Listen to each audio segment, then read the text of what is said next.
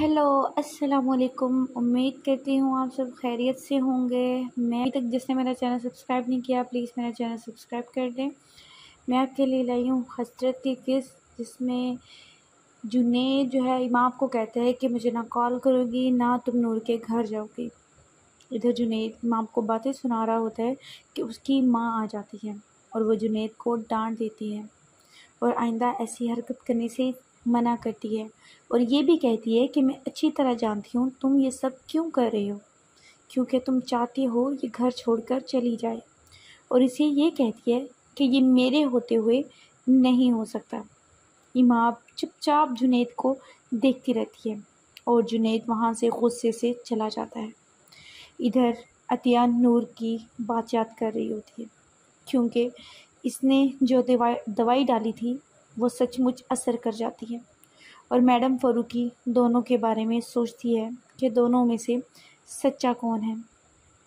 इधर अरसम नूर को बाहर से घुमाकर जब घर लाता है तो इसकी माँ बैठी होती है। इसकी माँ जब पूछती है कि तुम कहाँ से आए हो, तो वो बताता है कि मैं नूर को बाहर से लेकर गया था, क्योंकि नूर आज के वाक़े से बहुत डिस्टर्ब थी। उसकी माँ कहती है कि तुमने अच्छा किया, जिस पर अरसम कहता है कि नूर के साथ बहुत ज़्यादती हुई है और मैडम फ़ारूकी उसे अपने बेटे के सामने सॉरी करती है और उसे कहती है कि अतिया ने तुम पर कोई इल्ज़ाम नहीं लगाया, मुझे तुम पर यकीन है, लेकिन जब तुमने अरसम के सर की कसम खाई तो मेरा यकीन तुम पर पुख्ता हो गया और अतिया से कोई गिला ना करने का कहती है।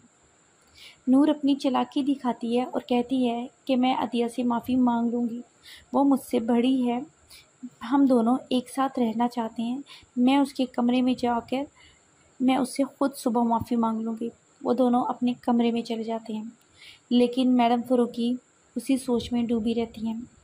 इधर जुनैद के लिए इमाम खाना लेकर आती है तो जुनैद खाना खाने से इनकार कर देता है, जिस पर इमाम जुनैद को समझाती है कि हाल में रहना सीखे, जिस पर जुनैद बहुत रूड बिहेव करता है और उसे उठाकर खाना जाने को कहता है, जिस पर इमाम इसे सॉरी भी करती है और कहती है कि मैं आइंदा आपसे पूछ कर जहाँ भी जाऊँगी आपसे आपको बता कर जाऊँगी, जिस पर इमाम पर वो चिल्लाता है।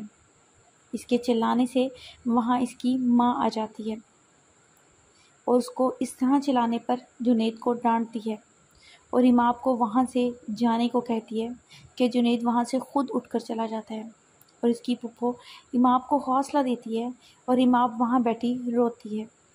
अगले दिन नूर अतिया के कमरे में जाती है और नूर अतिया से बदतमीज़ी करती है और अतिया को जलाती है कि कहती है कि मैं जो कुछ तुम्हारे साथ कर रही हूँ तुम्हारे साथ यही कुछ होना चाहिए, जिस पर नूर कहती है कि मैं कब कहा मैंने तुम्हारे साथ अच्छा किया है, जिस पर अतिया कहती है मेरे साथ जो होना था वो तो हो चुका, तुमने जो अरसम के सर की झूठी कसम खाई है वो तुमने ठीक नहीं किया, जिस पर नूर चालाकी से कहती है कि मैं अपनी जो है कसम वापस ले लेती हूँ, जो कुछ भी मैंने जूस में मिलाया वो सब कुछ ठीक था, हिसाब बराबर हो गया। नूर अपने फ़ायदे के लिए सब कर रही होती है और वो उसको जाते हुए ये भी कहती है मैं तुम्हें सुकून से नहीं रहने दूँगी। अतिया ये कहती है कि तुम्हारा अंजाम अच्छा नहीं होगा, जिस पर अतिया कहती है कि तुमने ना जाने किस किस की ज़िंदगी बर्बाद करनी है। नूर कहती है मेरे रास्ते में जो आएगा मैं उसको तबाह बर्बाद कर दूँगी। अतिया कहती है कि रास्ते के पत्थरों को हमेशा ठोकर लगती है। नूर अपनी अक्कड़ में चाय अपनी झूठी वहाँ पर रख देती है, उसको कहती है कि तुम इसको पी लेना, यही तुम्हारी औकात है। नूर के जाने के बाद अतिया को इसकी बातें याद आती हैं, वो चाह कर भी कुछ नहीं कर पाती। इधर जुनैद तैयार हो रहा होता है कि माँ उसके पास आती है और कहती है कि मैंने आपसे बात करनी है और वो ये कहती है कि मैं वापस स्कूल ज्वाइन करना चाहती हूँ, जिस पर वो पूछते हैं कौन सा स्कूल।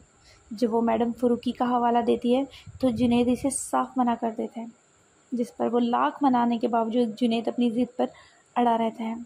तो मैं आप कहती है ठीक है आप जैसा करेंगे कहेंगे वैसा ही होगा। जुनैद ऐसे फ़ोन करने और जुनैद इसे फ़ोन करने से मना भी करता है। वो घर के सारे काम करने को कहता है और ये भी कहता है कि मेरी इजाज़त के बगैर तुम घर से कहीं नहीं जाओगी। ये सुनकर इमाम नॉर्मल रहती है। इधर इसकी सास आती है और जुनैद का पूछती है कि वो ऑफ़िस चला गया, तुम उसके साथ क्यों नहीं गई? तुमने तो स्कूल जाना था ना। वो कहती है कि जुनैद ने मुझे मना किया है, इसको नहीं पसंद। जिस पर इसकी फूफो इसको शाबाश देती है और इसे अपनी माँ के घर जाने को अपने साथ ले जाने का कहती है। जब अतिया अपनी बहन के घर आती है तो इसकी माँ अतिया को देखकर खुश हो जाती है और बताती है कि तुम्हें अशरफ भी बहुत याद कर रहे थे।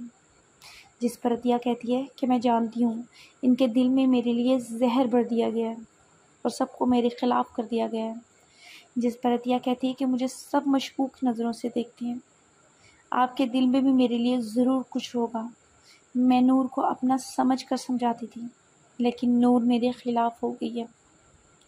और वो ये भी बताती है कि नूर आज मेरे कमरे में आई थी और वो मुझे जलाकर सुकून हासिल करती है और वो तरह तरह के ताने भी देती है।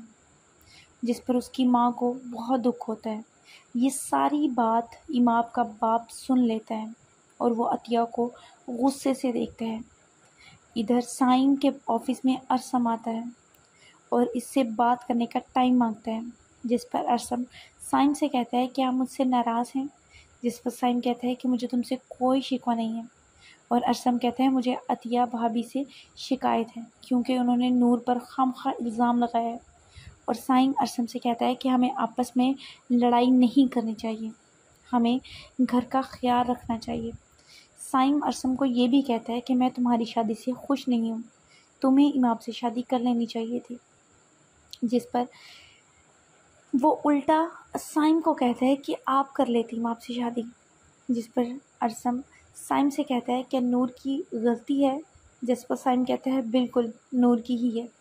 जिस पर अरसम ये बात मानने को इनकार कर देता है और अरसम वहाँ से चला जाता है। इधर अतिया को नूर का बाप बहुत गुस्से से उसको बातें सुनाता है और ये भी कहता है कि तुमने मेरी बेटी पर इल्ज़ाम लगाया है, मैं तुम्हारा कोई भाई नहीं हूँ। ये बातें कर ही रहे होते कि माँ और उसकी फूफो बाहर खड़ी परेशान हो जाती हैं कि अचानक इनको क्या हो गया है। नूर की माँ अपने शोर से कहती है कि आप अतिया की बात तो सुन लें, लेकिन वो इनकी एक भी नहीं सुनता। अतिया अपनी सफाई पेश करती है लेकिन उसका बाप नूर की ज़बान बोलता है और उसकी एक बात नहीं सुनता। इसे कहता है कि हमारे घर आने की हिम्मत भी ना करना। वहाँ से चला जाता है। अतिया रोने लगती है और उसकी बहन इसको तसल्ली देती है कि माँ और उसकी फूफो अंदर आ जाती हैं और उनको देखकर उसकी माँ बात बदल देती है। इसकी फूफो कहती है कि हम तुम्हारे घर आने का सोच रहे थे अतिया, लेकिन तुम यहाँ मिल गई हो। इधर इमाम और अतिया अपने कमरे में आती हैं और अपने पुराने वक्त को याद करती हैं। इमाम अपनी खाला को कहती है कि हमने बहुत अच्छा वक्त गुजारा है। जिस पर अतिया कहती है मुझे इस घर से भी बेदखल कर दिया गया है। जिस पर इमाम कहती है कि अगर आप नहीं इस घर में आओगे तो मैं भी इस घर में नहीं आऊँगी, ये मेरा आखिरी फ़ैसला है। अतिया इसको समझाती है लेकिन इमाम भी अपनी ज़िद पर अड़ जाती है। इमाम और अतिया दोनों बातें कर रहे होते हैं कि मैडम फ़रूकी की इमाम को कॉल आती है। जिस पर इमाम से पूछती है कि तुम स्कूल क्यों नहीं आए। इमाम झूठ बोल देती है कि कहती है कि मुझे घर की कुछ मजबूरियाँ हैं जिसकी वजह से मैं जॉब कंटिन्यू नहीं कर पाऊँगी। मैडम फ़रूकी ये सुनकर खुश हो जाती है। इधर सफ़िया अपने भाई को समझाती है लेकिन उसका बाप अतिया पर ही इल्ज़ाम लगाता है और इमाम भी अपने बाप को कहती है कि आपने अतिया के साथ बहुत गलत किया है। जिस पर इसका बाप नहीं मानता। वो इमाम भी यही कहकर कहती है कि नूर एक मक्कार लड़की है, वो अपने मफाद के लिए कुछ भी कर सकती है। और ये कह रही होती है कि अतिया नहीं आएगी इस घर में तो मैं भी इस घर में नहीं आऊँगी। इसका बाप ये बात सुनकर इमाम और उसकी बहन को रोकता है लेकिन वो घर चली जाती हैं। इधर मैडम फ़रूकी जब घर आती है तो अतिया को घर में ढूंढती है लेकिन वो नहीं मिलती। वो अतिया के बारे में जब पूछती हैं तो वो बताती है कि वो मैके गई है। जिस पर नूर कहती है कि वो मेरी शिकायत लगाने गई हैं और ये भी कहती है कि अतिया नौकरों के बीच उठती बैठती है, उसकी यही औकात है। जिस पर मैडम फ़ारूकी इसका बिहेव देखकर कहती है कि तुम्हें और अतिया के दरमियान कोई दुश्मनी है। तो वो कहती है अतिया इसके घर पर राज करना चाहती है और मुझे घर से निकलवाना चाहती है। जिस पर मैडम फ़ारूकी कहती है ऐसा पॉसिबल नहीं है। जिस पर मैडम फ़ारूकी को ये भी कहती है कि आपने अतिया में क्या देखा है। मुझे लगता है जेठ जो है वो खुश नहीं है। वो सुबह ऑफिस जल्दी चले जाते हैं और रात देर तक वापस आते हैं। इनका दिल नहीं लगता घर में। जिस पर मैडम फ़ारूकी गहरी सोच में पड़ जाती हैं और जिस पर वो अपनी और अरसम के बारे में बताती है। वो खूब कान भरती है मैडम फ़ारूकी का। और इधर अरसम की कॉल आ जाती है। वो अरसम की कॉल मैडम फ़ारूकी को दिखाती है और कहती है अरसम मुझसे बहुत प्यार करते हैं, मुझसे घंटों बातें करते हैं। और इधर इमाम अपनी पप्पो को चाय देती है कि जुनैद घर आ जाता है और उसकी माँ इसे अपने पास बैठने को कहती है और नूर की बात बताने का कहती है। जिस पर इमाम कहती है कि पराई आग हम अपने घर में क्यों लगाएं। जिस पर उसकी सास खुश हो जाती है, लेकिन जुनैद जिद करता है कि इसे बात बताई जाए। वो अपने बेटे को कहती है कि जाओ शुक्राने के नफल पढ़ो कि नूर हमारे घर में नहीं आई।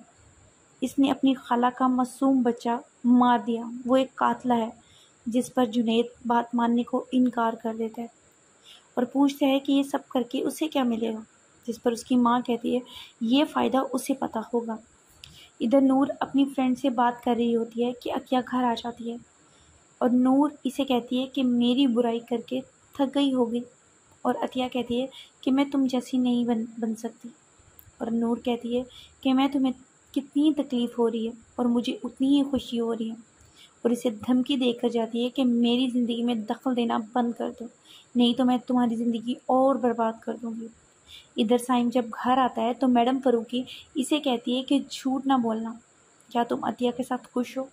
तो वो कहता है कि अतिया मेरी आइडियल वाइफ है, वो मेरा बहुत ख्याल रखती है और मुझे टाइम पे हर काम करके देती है।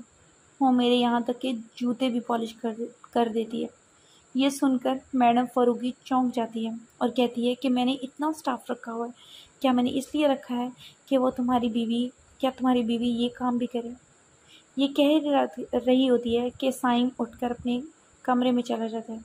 मैडम फ़ारूकी वहाँ पे गहरी सोच में चली जाती है। देखते रहिए मेरा चैनल, मैं आपको मज़ीद अपडेट करती रहूँगी। शुक्रिया।